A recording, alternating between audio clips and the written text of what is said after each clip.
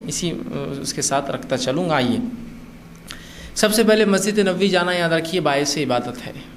اس لیے کہ یہ تین ان مقامات میں سے جن کا سفر کیا جا سکتا ہے، اور جب شریعت نے اس کے سفر کی اجازت دی تو شریعت جب بھی کسی چیز کی اجازت دیتی ہے تو کرنے کا ثواب دیتی ہے، اور جب بھی کسی چیز سے روکتی ہے رکنے کا بھی اجر دیتی ہے۔ تو جب یہ اجازت دی کہ اس کی زیارت کی جا سکتی، سفر کیا جا سکتا ہے، تو پتہ یہ چلا کہ پھر اس کا سفر کرنا باعث اجر اور ثواب ہے۔ تو ہم اس نیت سے، اور ظاہر سی بات ہے کسی بھی ایسا عمل جو باعث اجر اور ثواب ہوتا ہے، اور وہ ہر عمل جو باعث اجر ہے وہ عبادت ہے، تو ہر عبادت سے پہلے نیت ہونا چاہیے۔ تو ہم بھی جب مسجد نبوی کی زیارت کریں تو دل میں نیت رکھیں کہ اللہ تیرے جو ہے رسول صلی اللہ علیہ وسلم کی مسجد کی زیارت کر رہا ہوں، ٹھیک،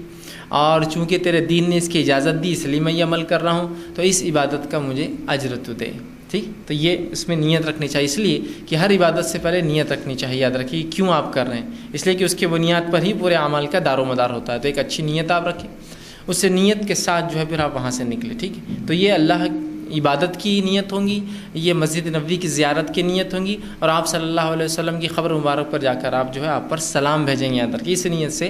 آپ جو ہے اس کے لیے جائیں گے، اس لیے کہ اللہ نے یہاں بہت خیر برکت اس مسجد کی زیارت کو باعث عبادت، اس کی نمازوں کو ہزار نمازوں سے افضل ہماری جو عام مسجدوں میں ہوتی بنایا، تو بہرحال بہت سارے اس کے فضائل ہیں، اس نیت سے آپ جائیں، ٹھیک۔ جب آپ مسجد نبوی پہنچ جائیں تو جب داخل ہو تو وہی تمام دعائیں جو دعا آپ مسجد میں داخل ہوتے وقت پڑھتے ہیں یہاں بھی آپ پڑھیں۔ اللہم افتح لی، اللہم افتح لی ابواب رحمتک، اللہ میرے لیے رحمت کے دروازے کھول دے۔ جو دعائیں عام مسجدوں میں جانے اور آنے کی ہوتی، اس مسجد کی بھی دعائیں کچھ اس سے ہٹ کر اور خاص نہیں ہیں۔ آپ یہاں بھی جب داخل ہوں گے تو جب اندر داخل ہوں گے تو یہی دعا پڑھیں گے۔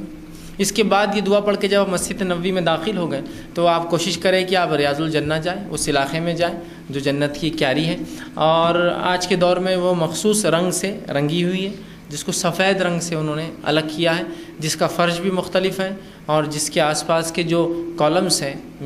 جس ستون ہیں، وہ ستون بھی تھوڑے مختلف رنگ کے ہیں، جس سے آپ پہچان لیں گے کہ یہ علاقہ وہ علاقہ ہے جو آپ صلی اللہ علیہ وسلم کے اس زمانے میں جہاں ممبر تھا اور آپ کا اصل گھر اس کے بیچ کا حصہ ہے۔ تو آپ وہاں جائیں گے اس جگہ، اور اطمینان کے ساتھ وہاں 2 رکعت نماز پڑھی،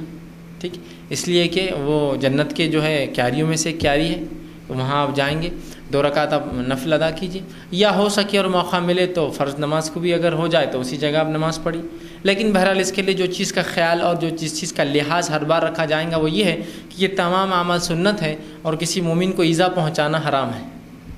ورنہ ایسا نہ ہو کہ وہاں جانے کے لیے، اس جگہ نماز پڑھنے کے لیے اور وہاں کھڑے رہنے کے لیے آپ لوگوں کو ایذا دے، تکلیف دے، ان کے جسموں پہ سے چلتے ہوئے جائے، دھکا دے، ان کو مارے۔ اس طرح کوئی عمل نہیں ہونا چاہیے، چاہے پھر معاملہ یہاں کا ہو، چاہے معاملہ مسجد حرام کی کسی علاقے کا، بالخصوص جب انسان سنگ اسود کو بوسہ دینا چاہتا ہے یا حاتم میں نماز پڑھنا چاہتا ہے جو کہ کعبے کا ایک حصہ ہے، تو بڑے جھگڑے اور فتنے اور فساد وہاں ہوتے ہیں، بلکہ مار لگتے ہیں لوگوں کو، بے ہوش ہو جاتے ہیں، گر جاتے ہیں، یہ سب نہیں، اس لیے کہ وہ سب عمل سنت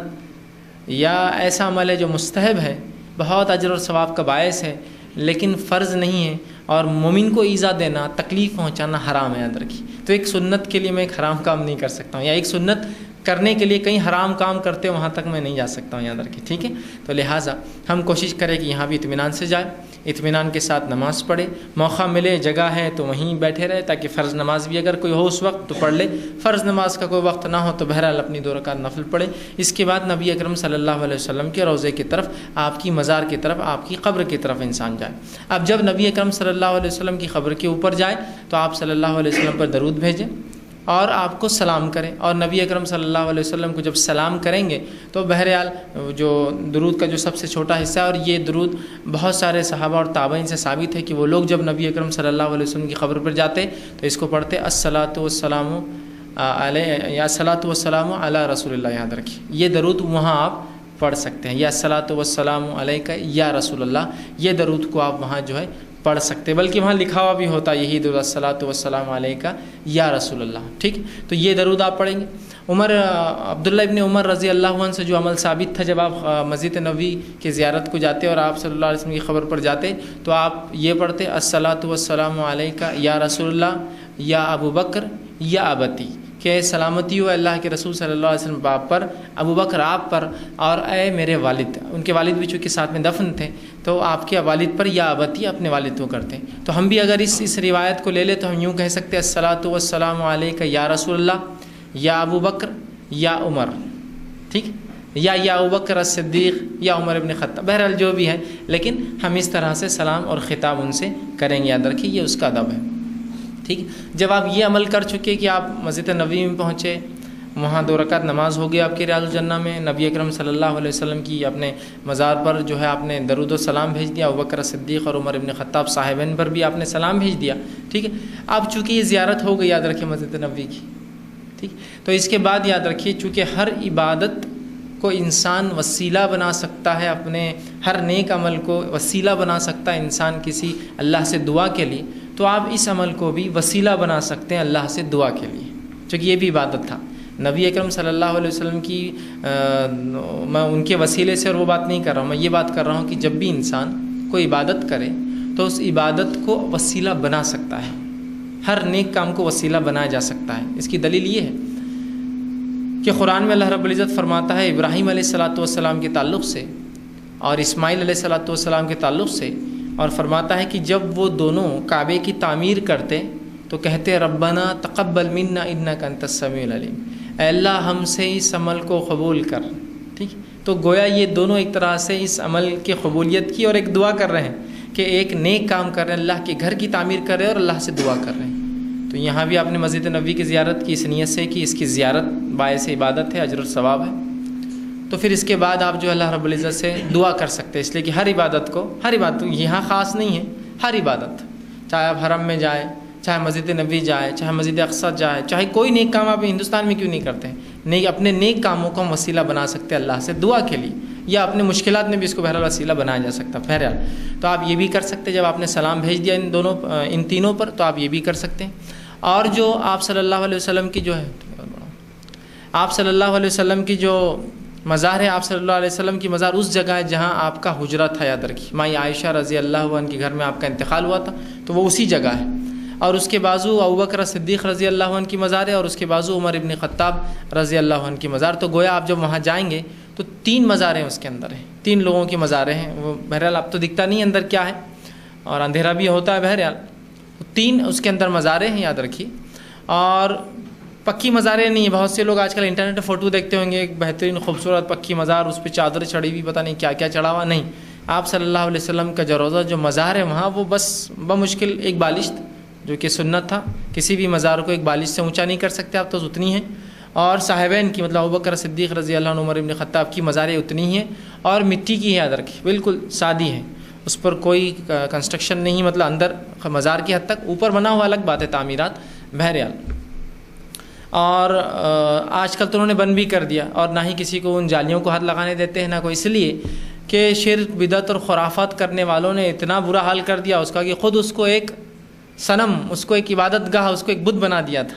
تو لہٰذا حکومت کو روکنا پڑا لوگوں کو اس چیز کے لیے کہ ایسی حرکتیں نہ کریں۔ تو بالخصوص جب ہم آج کے دور میں زیارت کو جائیں گے تو جس آسانی سے میں نے بتا دیا، مسجد میں داخل ہوئے، 2 رکعت ریاض الجنہ میں نماز پڑھے، زیارت کے نکل گئی، اتنی آسانی نہیں ہوں گی آپ کو۔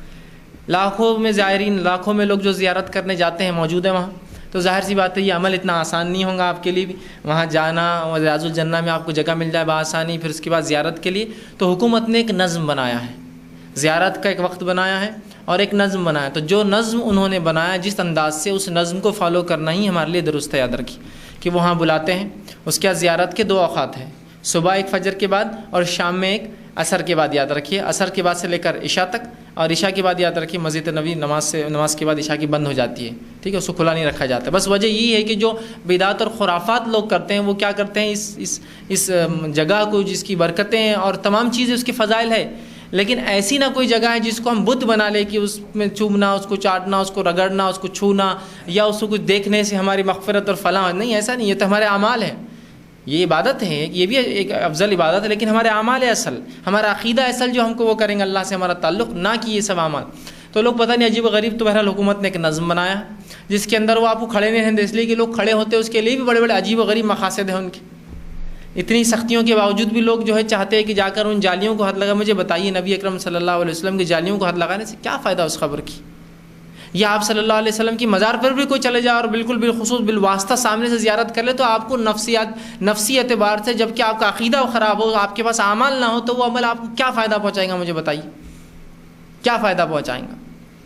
کچھ فائدہ نہیں پہنچائیں گا آپ کو، یاد رکھیے۔ اس لیے کہ عبداللہ بن ابی بن سلول جب اس کا انتقال ہوا تو ان کے بیٹے عبداللہ بن عبداللہ، ان کے بیٹے کا نام بھی عبداللہ تھا، تو یہ منافقین کا سردار تھا، جبکہ عبداللہ بن ابی کا بیٹا عبداللہ یہ صحابہ تھے، یاد رکھیں کہ صحابی تھے۔ تو جب عبداللہ بن ابی کا انتقال ہوا ان کے والد کا، تو یہ اور کہا کہ اللہ کے رسول صلی اللہ علیہ وسلم آپ کا کرتا دے دیجیے، آپ کا شرٹ دے دیجیے مجھے۔